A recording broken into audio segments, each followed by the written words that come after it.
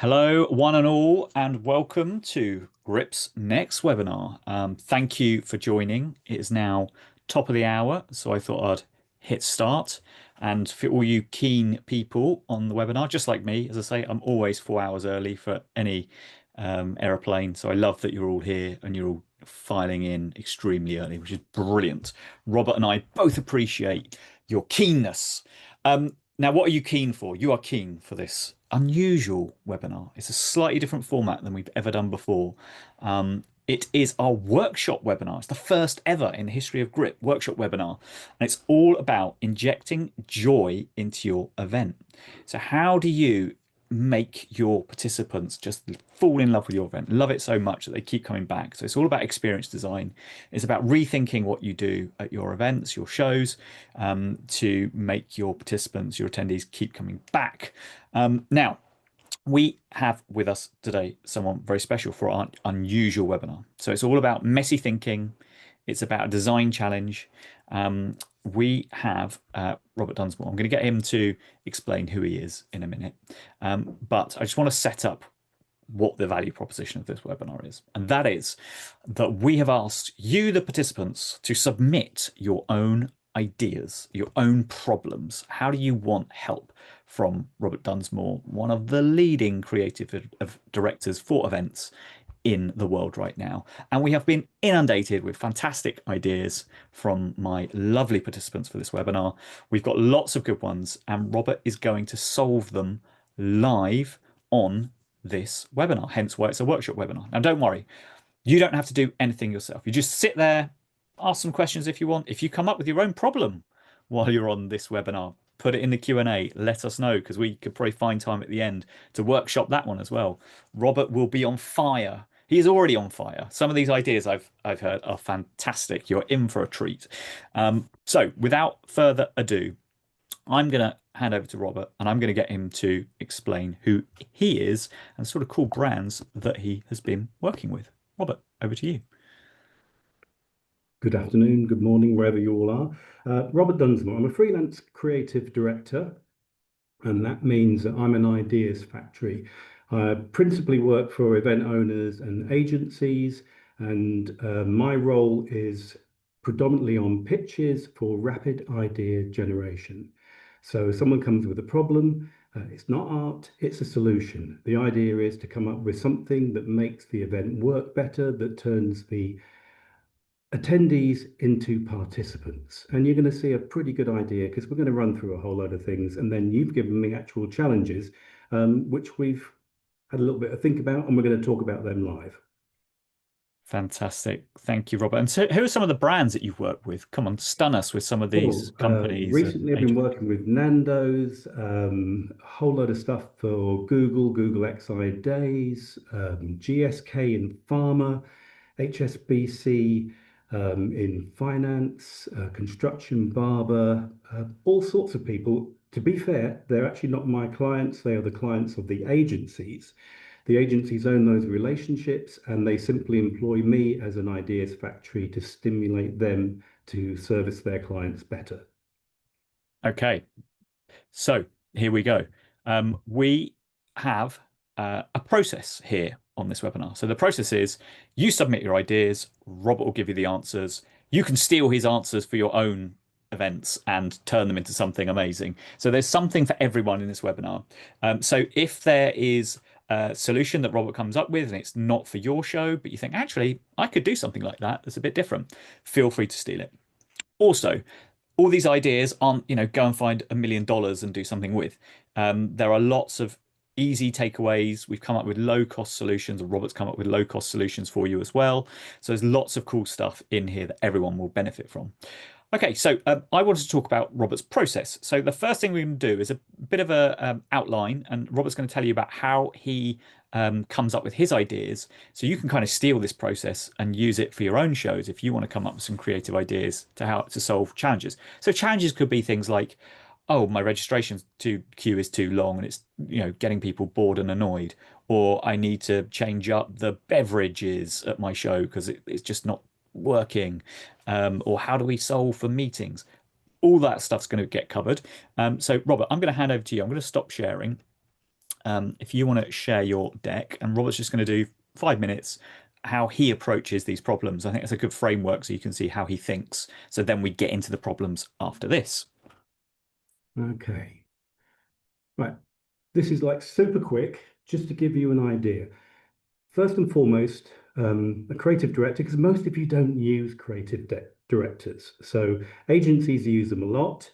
Some of the world's leading shows do use them. So if you've ever gone to C2, Money 2020 employ more than one creative director. They used to outsource it, they now do it in-house. And as I say, creative director should be like an ideas factory for your event so that you're always adding one new thing because that's what people are going to remember. And frequently someone says, I need an out of the box idea. So this is just a few recent projects, a couple of minutes on each one, just to give you an outline of where we're going, which will lead you into your actual challenges.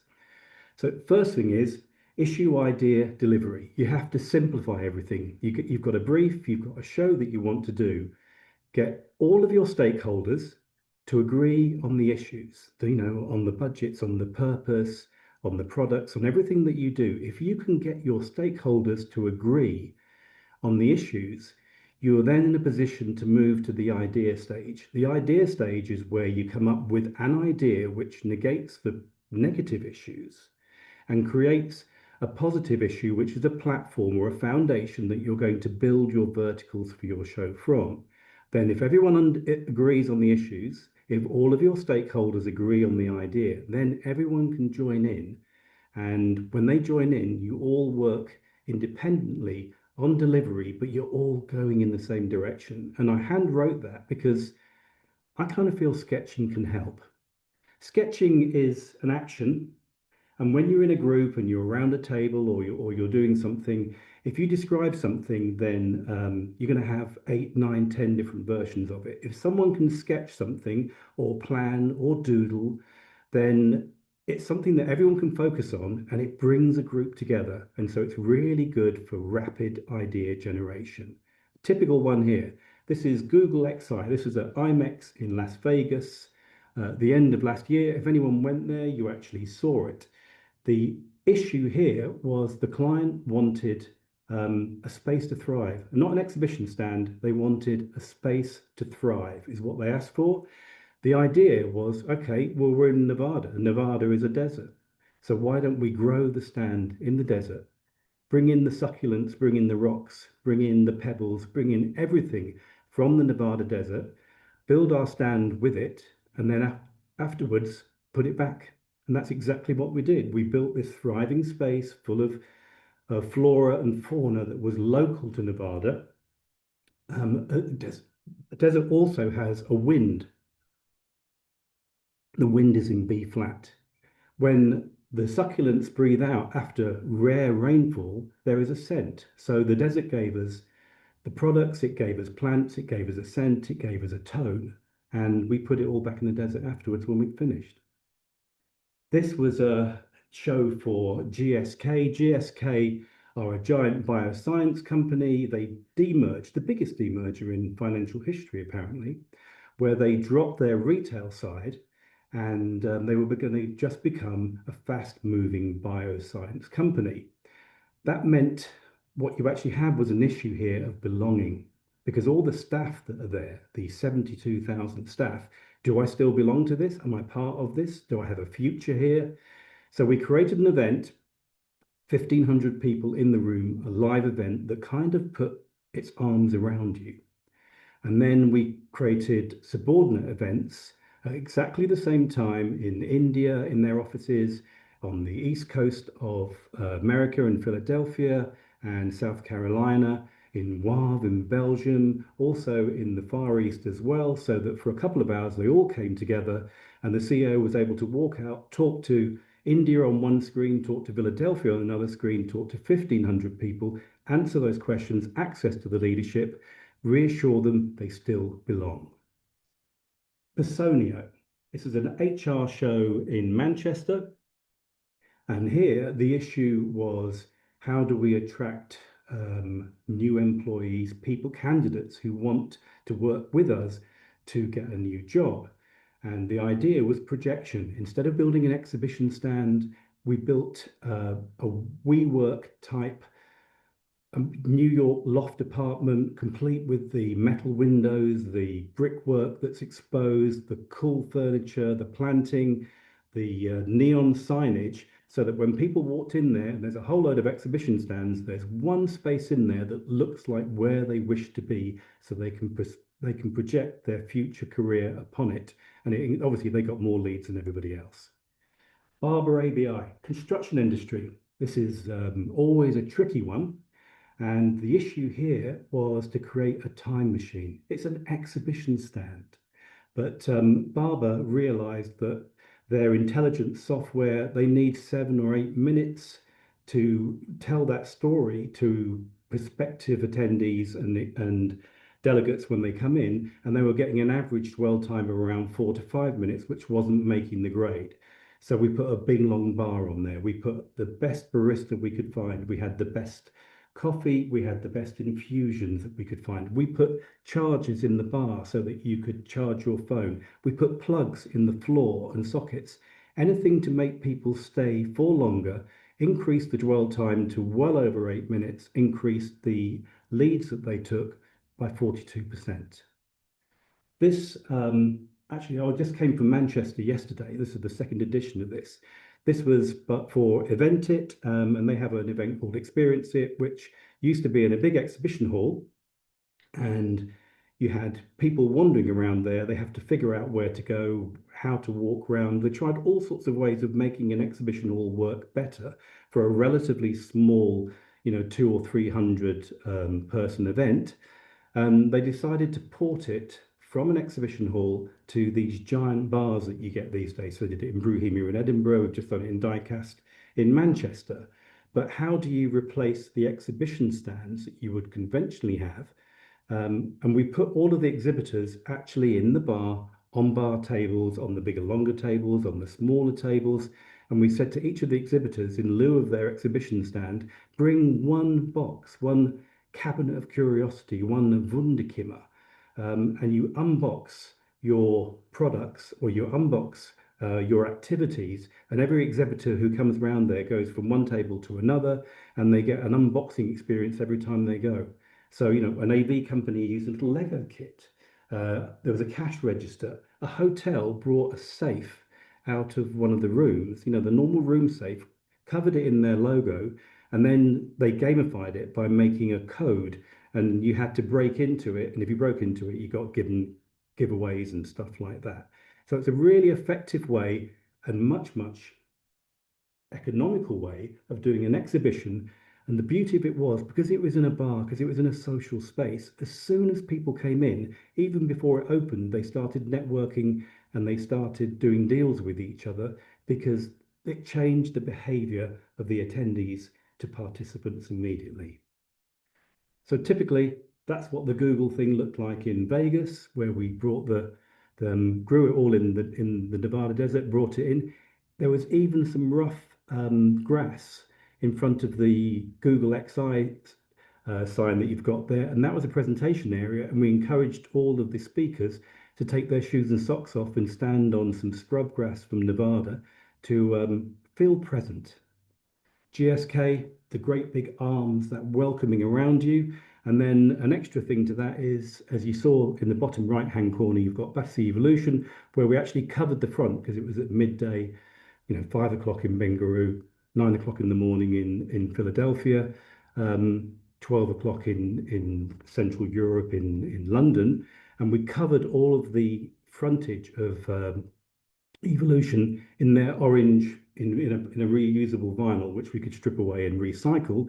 And we did exactly the same to the 4 offices where we put studios in there, so that when you walked in that day, for one day, you walked into the normal glass foyer of your normal office, but it was a cathedral of color. Barber ABI with the lovely barista on the end there. He was terrific. There's a little sculpture there as well. Personio with that New York kind of vibe with the furniture and the planting and the wire walls and so forth. IMEX, anyone who's been to IMEX in Frankfurt Hall 9 came from a workshop that we did that created all of the canyon, forest, and ocean areas. And we're doing that again. Incidentally, again, not spending much money, but IMEX always tell you in a quite passive aggressive way to print your badge. And I thought, I haven't got a printer. A lot of people don't have a printer now. So I started taking their badge, taking the artwork off it, and having T-shirts printed with exactly the same codes and QR codes and the content on there, so that everywhere I walked, I was scanned. Then the following year, I put it all in a gold background. So I upgraded myself to be the only IMEX Gold member. And then there's all sorts of fun things that you can do that are relatively inexpensive. Gravity rooms are good, where you copy a room, put it on its side, and then have people take photographs. And then in the bottom corner was actually a fintech roadshow for a company called Sixer, which was done with a live guitarist and an inflatable Chesterfield plastic seat.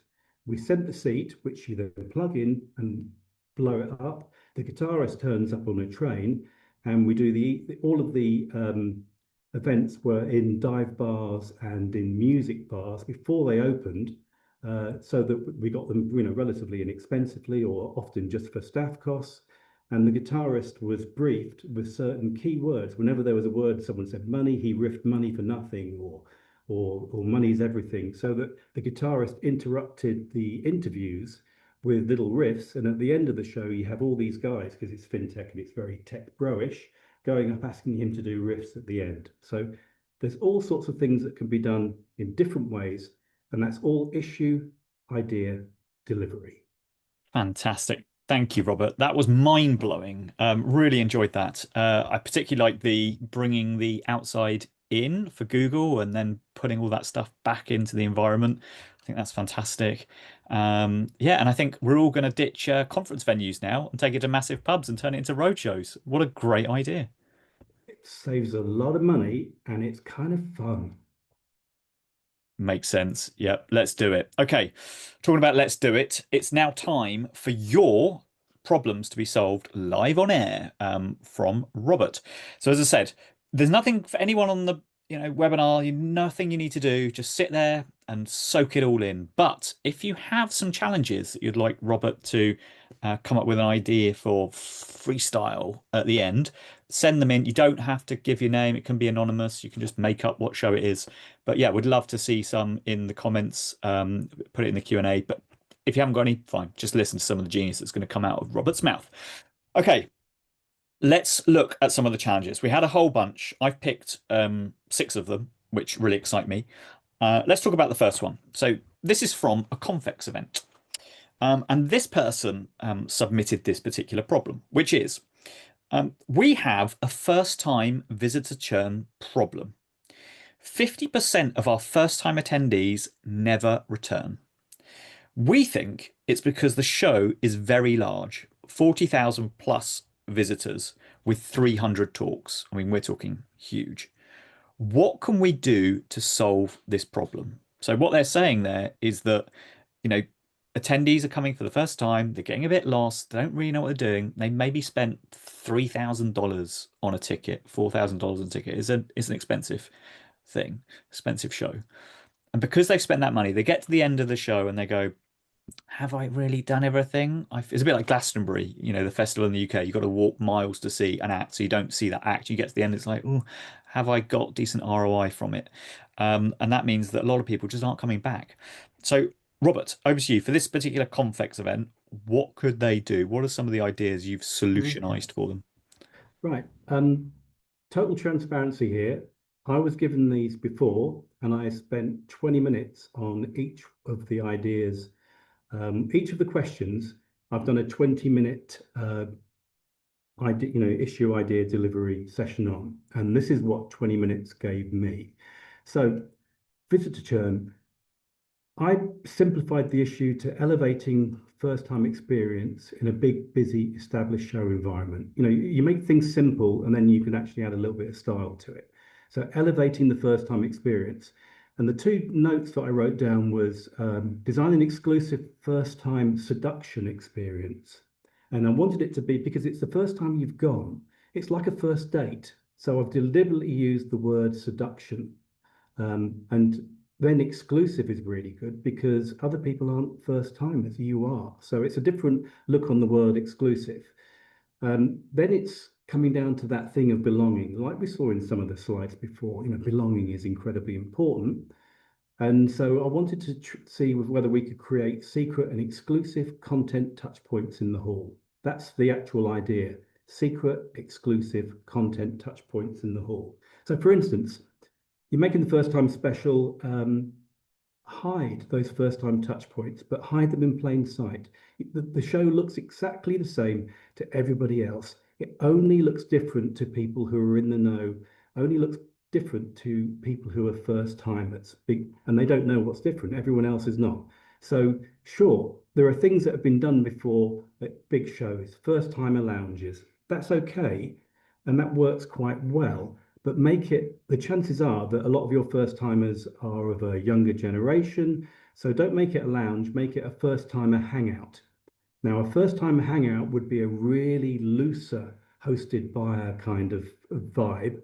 It would be really open, really informal. You put in basic things like you make sure there's water there, you make sure there's charging points there, like you saw on the barber stand. That helps people to spend longer and it helps people to get through their day. And then to that, you could add a macro stage and literally have established exhibitors um, dropping in and doing either 10-minute or 2-minute TED Talks. The beauty of a 10-minute one is you're actually doing a sales pitch saying, come over to my area, come over to where we are. The 2-minute one is just a promo, and it's a really good way of seeing an awful lot of people very, very quickly. Another other thing that a lot of shows have done, and I've done this myself, which is first timer wonder walks. Wonder walks are where you have a person who will take you around a highlight walk and talk on a curated single topic. IMEX in Frankfurt, I've done wonder walks where I have taken people around and just shown them biophilia within the hall because it had been a previous theme and what impacted that had a few years down the line. And for the past couple of years, I have led biophilic wonder walks around there, which is a 20-minute walk around a really busy hall, and I show people the highlights and they get to know more and more about it. So that works really well. But doing it around a single curated topic means that you join the wonder work of your choice that is relevant to you, and you're going to get high impact, high value information very, very quickly, and you're going to get a lot of exposure. Another idea that I wrote down that I really liked is first timer vending machines. Vending machines can be hired really cheaply. And then you put them on the floor, vending machines on the floor, and they're exclusive to first timers. So only first timers get a code, a single use code.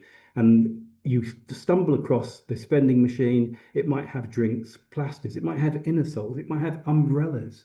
It might have treats from exhibitors, and you've got your one-time code, but only you as a first timer can access it and get your little treat. That's a special thing that's going to happen that's going to make that show really special to you. First timer secret stuff is really good. Within other events, breakfast, receptions, within other events, drinks, preferably unpublicized, so that it's word of mouth, so that one first timer who went on a wonder walk lets another first timer who they met know where a vending machine is. Have you done this? Have you done that? Do you know there's a breakfast here? The more that you do it word of mouth, the more involved they are in the show and the more they become participants, shareable experiences that turn them into little first timer hunting packs, stuff like that. I mean, other things that have been done before and it works is like first timer gift boxes, exclusive limited edition vegan unisex cologne. People like Fired Earth make something, and it's really good with allergies and stuff like that. If it's such a big show and you've got a lot of money, um, have them printed with numbers, and then give everyone or give everyone word of mouth who they come to collect it, or it's in the vending machine, or it's sent to their room. You get a numbered unisex cologne. It's a vegan cologne, and you number the bottles like 001 to 100, and then watch everyone fighting over 007. Anything that makes them feel exclusive is really, really good. And the other great thing about doing Ascent is that olfactory experiences last longer. You forget stuff that you see in a couple of months. You forget something that someone says maybe in a few hours. But olfactory experiences stay with you longer. We can hold 10,000 in our mind at any given time. Ones that take us back to childhood are particularly powerful. You could be in a bar and you could smell someone next to you in a bar and know they're a first timer because of that scent that they're wearing, because you've got the same one. You feel like you belong. That's incredible. So basically, we're saying special experiences for special people who are your first timers. Make them feel special. But Make them hidden remember you. in plain sight. Yes, of course, because that's That a bit makes like them the more randomized powerful. rewards, isn't it? It's like, Yeah, that's why gambling's so addictive because it's random rewards, and you're giving people random rewards, so they're addicted to your show. but with no debts. Yeah, yeah, exactly. That would be nice. Right, I'm just going to read out the next one. That was great. We're going to rapid fire through them. While I do that, I'm just going to share a quick message from our sponsor. That sponsor is Grip because, we've got our next webinar coming up. So this is a promo to get you guys in on the next one before the rest of the world hear about it. So you're hearing about it first. It's how to create more attendee emotion. So, that film Inside Out with the different emotions. That's the kind of vibe we're going for without Disney suing us. So this will reveal how leading events are designing kind of emotion-led experiences. So it's bringing out the right emotions, turning passive into passionate, which is kind of what Robert's talking about with that particular problem. Um, but it's not just about, understanding and capturing these emotions.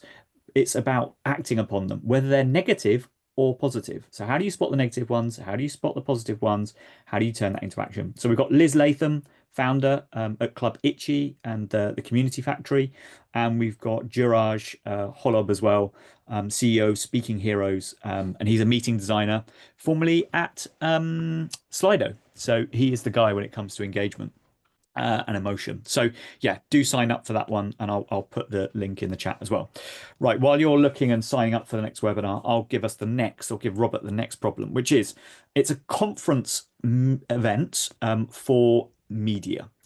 Now, this person said our check-in registration queues can get quite busy and often a bit stressful, probably for the participants and for the organisers because it's so buzzy. On one hand, it's nice to look like you're popular and you're busy. Great. But on the other, they do want a seamless experience for their attendees. So, what should they do to kind of balance this dichotomy of wanting to look busy but not being too busy, keeping these people entertained in the queue? Robert, over to you to solve for this media event that's a conference event. Right. This is a question that's been asked before, so this was actually quite a quick one to run through. Reimagine registration as a first impression, and people have different time issues, time coding.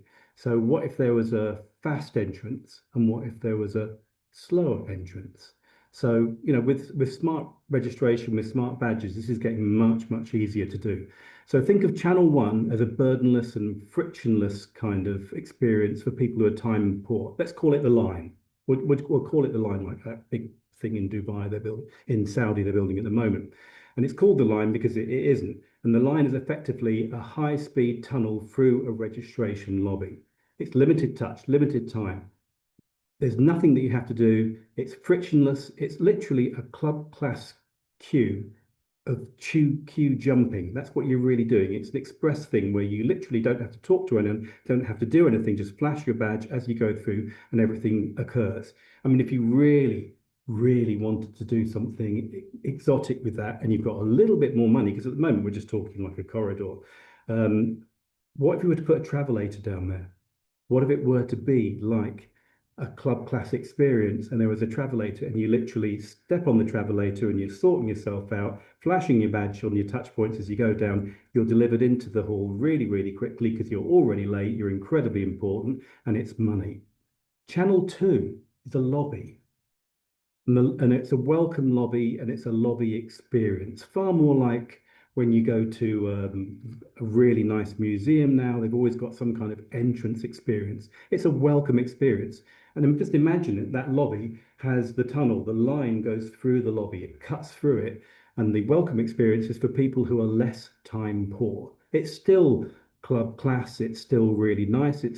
Your lobby is screen rich with your registration. It's a hosted experience, so not just software as a service. You might have screens with highlights, with show promos. You can have info content streams.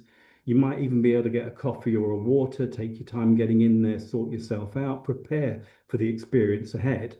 So the lobby is this kind of like first impression, and you can have pop-up entertainment in there. You can have pop-up experiences on different days.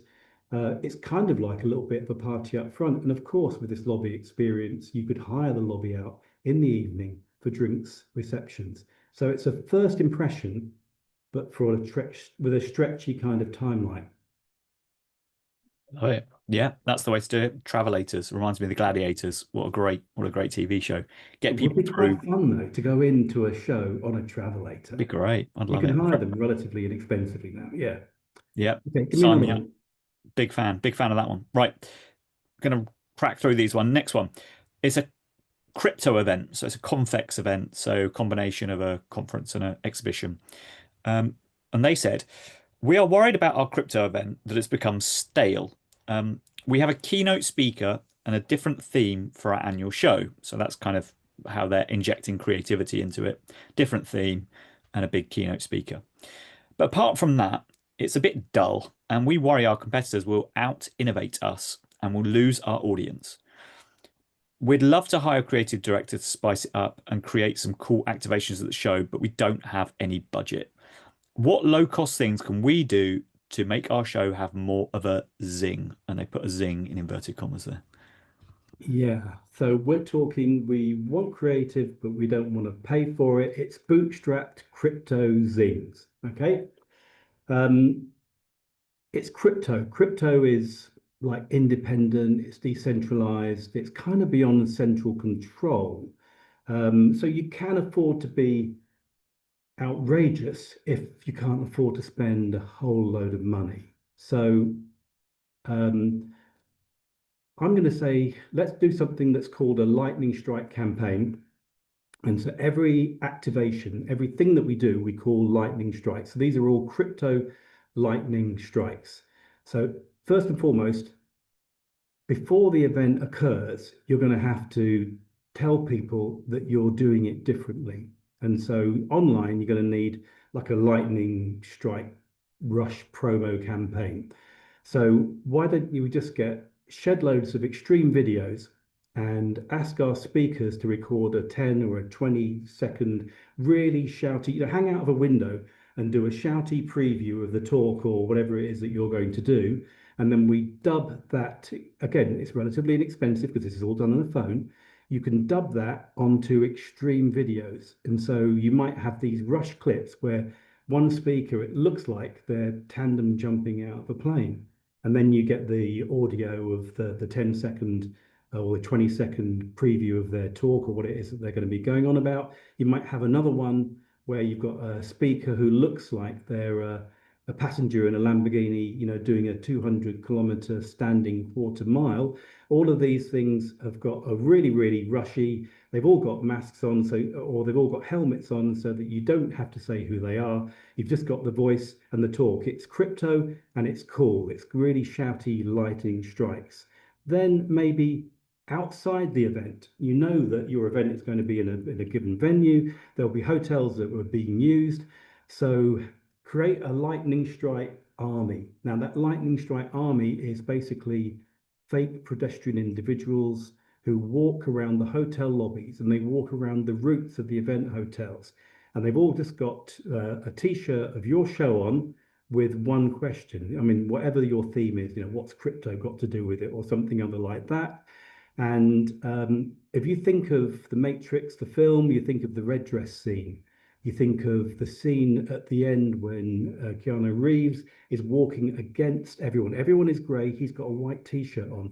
There is nowhere to look but that white t-shirt. And once you've seen it, you can't look anywhere else. So we hire an army of young boys and girls to walk around with the logo on the arm of their white t-shirt with what's crypto got to do with it somewhere on there, or another question to do with the theme. And you see it once, you don't notice it. You see it a second time in a hotel lobby, you notice it. You see three people walking past you, you notice it. You're going towards the event, and the more you go towards the event, the more you see of these white t-shirts walking by until there's nothing else that you can see.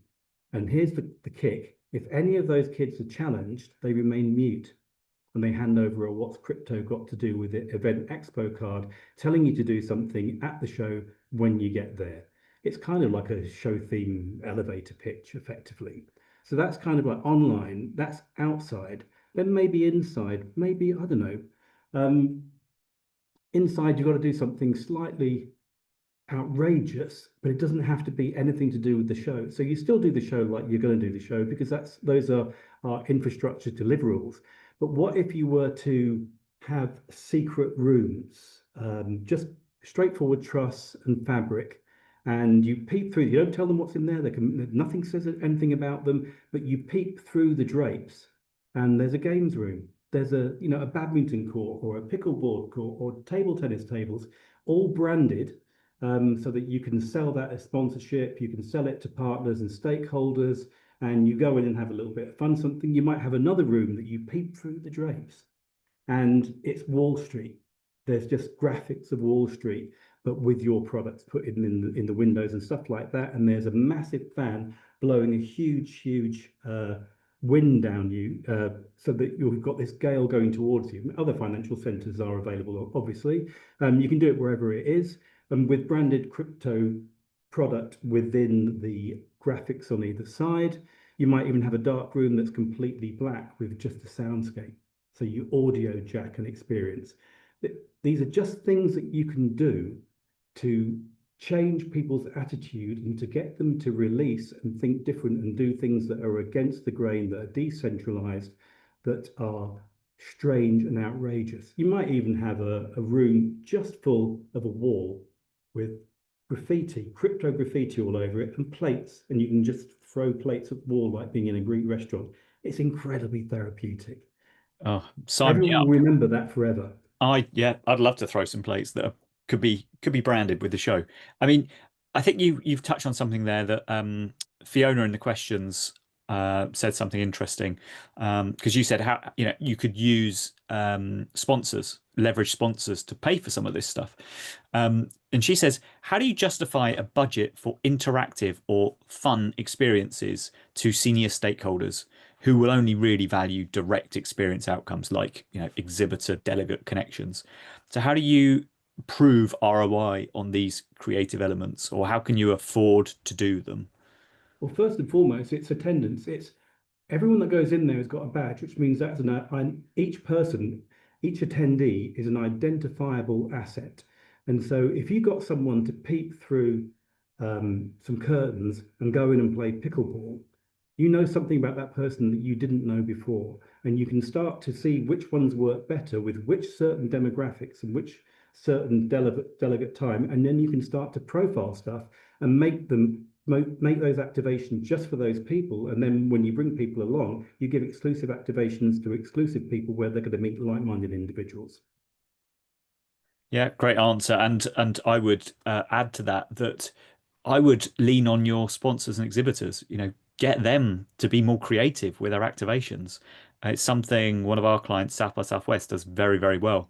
And I think they've published how they do it and their whole playbook. So definitely worth seeking that out. You don't have to be creative yourself. You don't have to pay for it. You can just do a webinar for your exhibitors and get them to be the creative force behind your show and do some of And this if you're stuff. sponsoring a court, do a party in it afterwards. Yeah, yeah, people You will know, pay for this get stuff. business, then party, party, then business. It's how events work. Yep, yep, yep. Sponsors, exhibitors definitely will pay for that sort of stuff. Good. Okay, let's go on to the next one. It's a trade show. So this is number 4 out of 6 trade show. They remained anonymous, but they said they want tips for helping delegates find or nudging them to discover, I like the nudge there, um, the right type of delegates and companies to network with. So using the app, I suppose, to make sure they're actually setting up these meetings. Um, the commercial ROI of attending this particular show must be completely obvious to them after the show is over. Um, So it's kind of related, but it's a separate thing to tackle for them. So over to you, Robert. I think those are two different questions, actually, but we'll take the first one first. So you're kind of getting people to look at their app. So the issue here is how do you make, again, it's how do you make the audience participants? How do you make them look at the app? How do you make them find other people? So the first thing for that, and this is worked, this is again a variation on the bar affair that we mentioned earlier on, which you actually liked. Um, if you make a space, a hub, or a small space within your exhibition, and literally have just loads of boxes there. The boxes have all got numbers on them. It's an experience, it's curious, it's strange. Effectively, each box is an exhibitor because each box would have a number. It would be, C47 or D451. Any exhibitors that want to join in with this can do. And all there is inside each box, you could do it in a bureau of drawers, you could do it with boxes, you pull the drawer open, you open the box, there's a message from an exhibitor, something thoughtful or playful, not straightforward pitch like you normally get. It would be something to encourage or incite people to talk to somebody else. It's playful, it introduces a product, or it introduces a person or a company, and it encourages dialogue. There's, the least amount of signage, the least amount of branding that you have, the more it's going to work, the more curious it is. You see other people doing it. And effectively what you're doing is it's almost like a map of the show, like a plan that you might have that takes people around, except that plan has real content.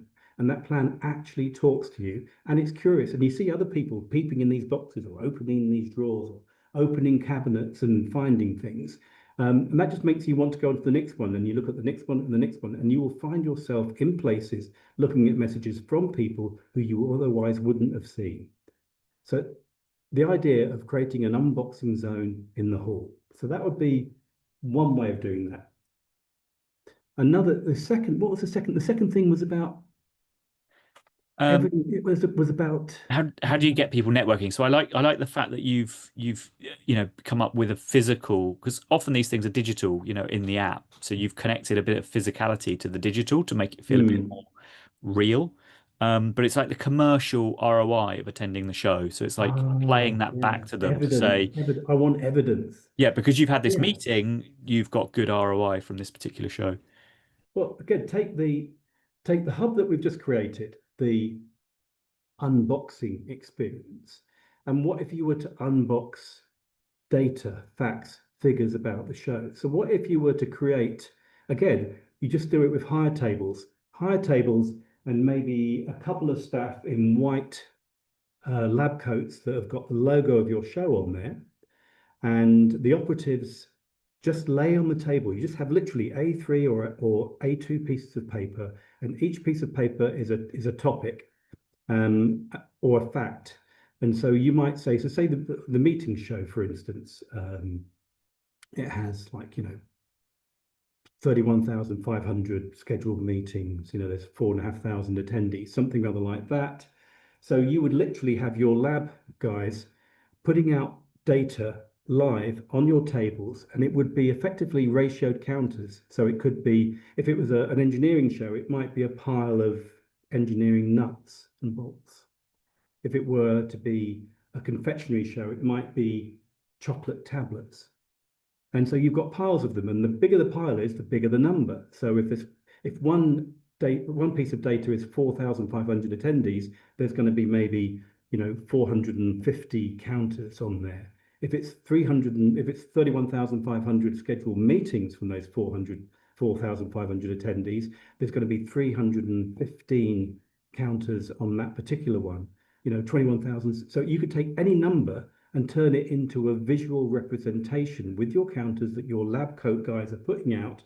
And you walk around the tables, and what you actually see is all the data representing the show that you're in at the moment. And if someone asks a question, so if Hugh comes in, or the young lady that asked that question earlier on, wants to know a fact about it, they can ask their lab guys about a certain piece of data. They can put the counters out there. They'll identify what that is, and it's living data telling you what's happening in the show at that exact moment at any given time. Living data I love that. Make the in data more performance. real, make it more physical. And we've just had a question in from the audience as well, which is linked actually to the next problem, which was a conference with meetings. How to encourage networking between different attendee groups and make meetings more appealing? And that's tied into the question we've just had, which is, how do you get people networking and having meaningful conversations without using any apps? Um, so, so how do you go about that? Because I'm conscious, Robert, you just said a few ideas there, which are kind of linked to that. Give me that one again, So please. this is how do you encourage networking between different attendee groups to make meetings more appealing? Is your There's I think entertainment's really important, and it's more important now than it ever used to be because the way networking works is quite psychological in that people who know each other gravitate towards people that know each other, people who are in the same group or they have a common interest gravitate towards them. And it's how do you break those boundaries? Now, there's lots of technology that's pretty good. At the GSK thing that you saw earlier on there, we had badges. The badges flashed at given times, and you had to go and talk to someone new. But random experiences like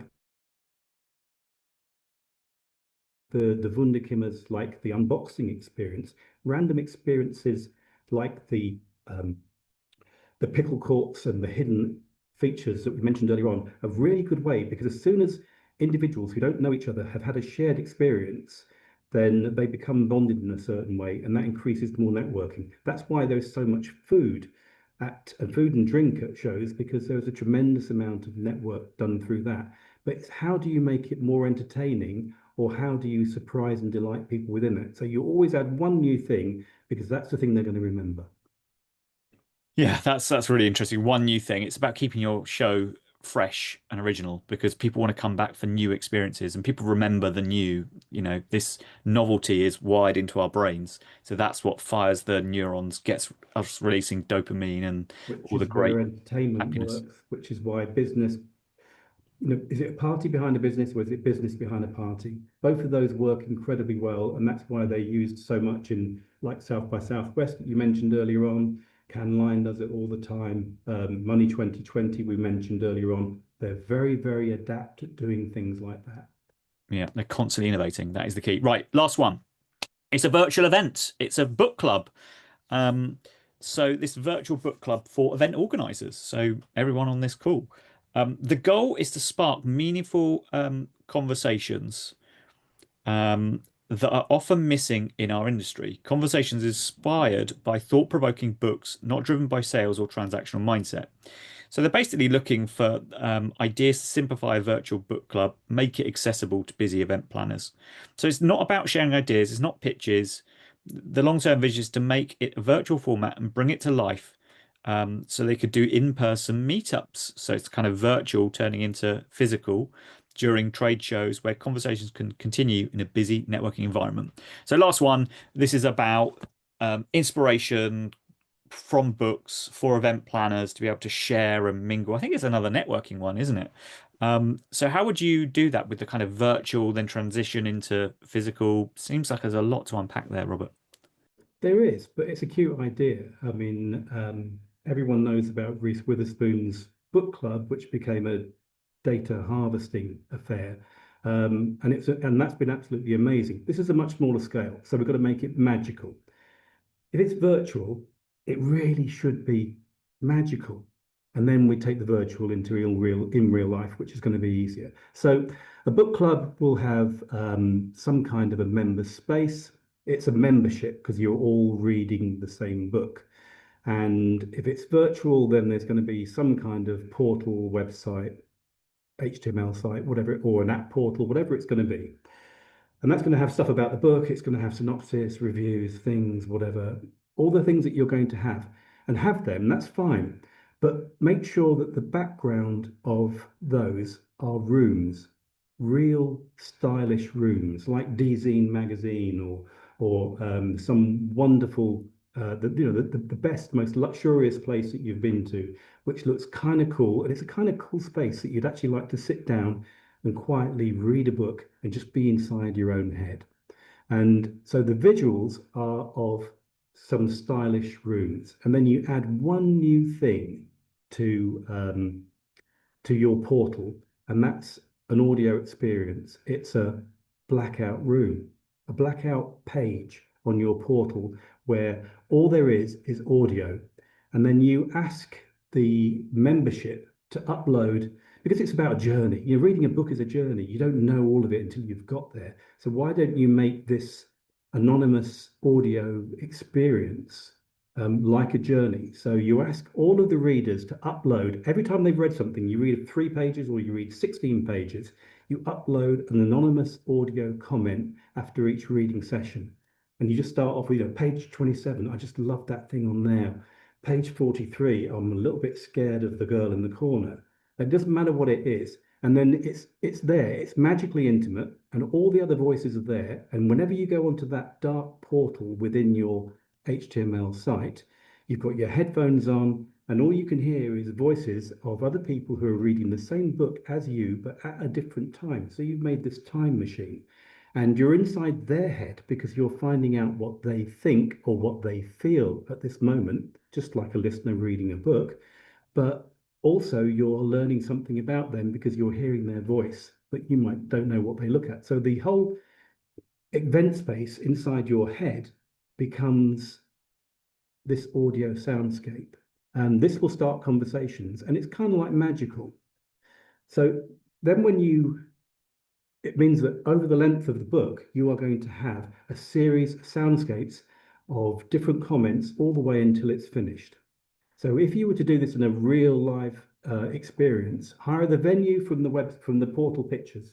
So if it was a cute hotel in Zurich that's just been built, or it's a marvelous architectural wonder in Osaka, if you could hire that space, that'd be really good. If you can't hire that space, then hire the furniture from that space or matching furniture from that space.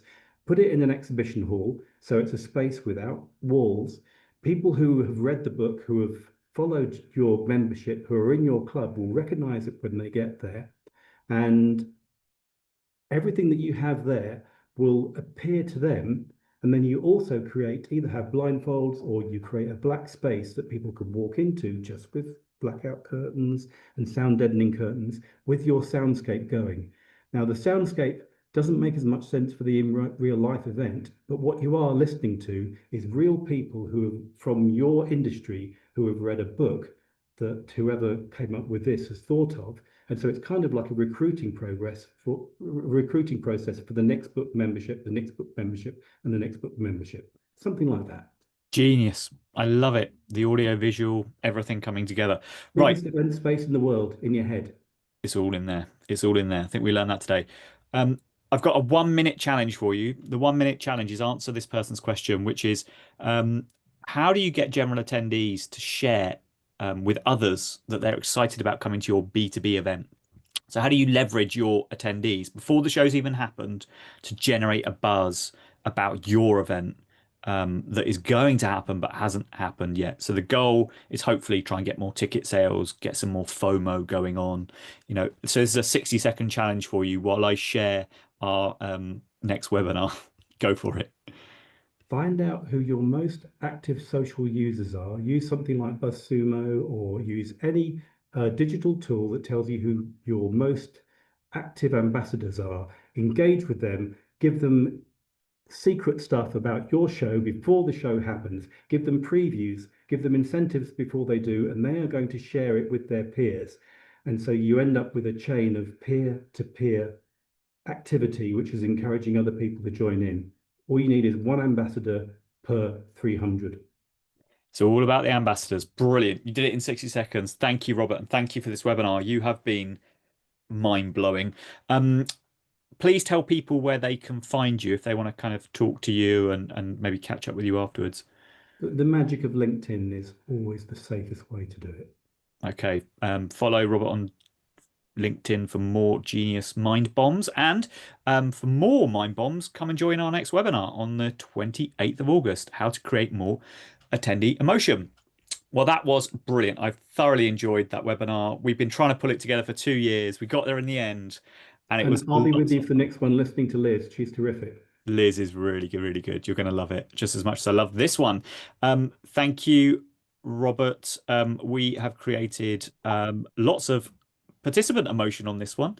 We've come up with loads of joy that can be injected into everyone's events. So that just leaves me to say thank you to Robert and thank you to the whole audience for joining. And we shall see you on the next one. Thank you very much. Bye bye.